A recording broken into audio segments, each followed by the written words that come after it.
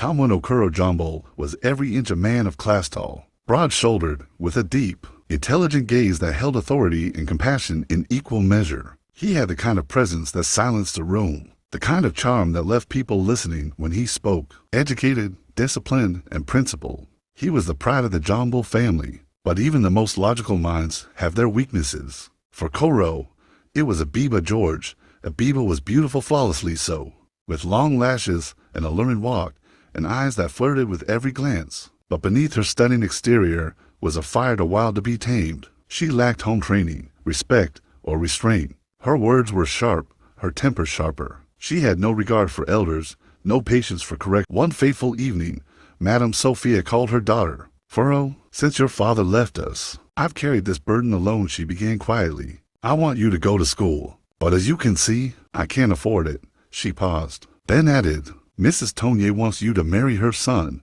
Tomono Kuro. She also promised to sponsor your education." Furo looked up, surprised. "But Mom, I don't even know him. I've always wanted to marry for love, not out of convenience." Madame Sophia reached for her hand, her voice soft but firm. "My daughter, sometimes life doesn't give us everything we want.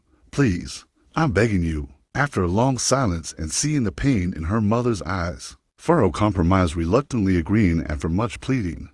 Tomono Kuro's parents had watched in silence long enough. As their only son sticks to Abiba, the future of the Jumbo name rested on his shoulders, and they couldn't bear to see him throw it away on a girl like Abiba, loud, reckless, and without a shred of humility. He deserved more, so when Madame Sophia, a respected seafood seller and mother to the quiet, well-mannered ibifuro, gave her blessing, they didn't waste time. Furo was everything Abiba wasn't: humble, graceful, homely. She greeted elders with respect, carried herself with dignity, and despite her simple background, had a wisdom beyond her years. Without waiting for Kuro's approval, they traveled to Bakama. They came with wine and wrappers, accompanied by a few close relatives. Madame Sophia received them warmly. Though Furo was surprised, she didn't resist. Her mother's words were final, and the Jumbos were a respected family. The traditional rites were brief, quiet, swift. By evening, ibifuro was in Port Harcourt, a wife in name, but a stranger to her husband. When Kuro returned home that Sunday evening and saw her seated between his parents, wearing a modest gown and a nervous smile, his heart dropped.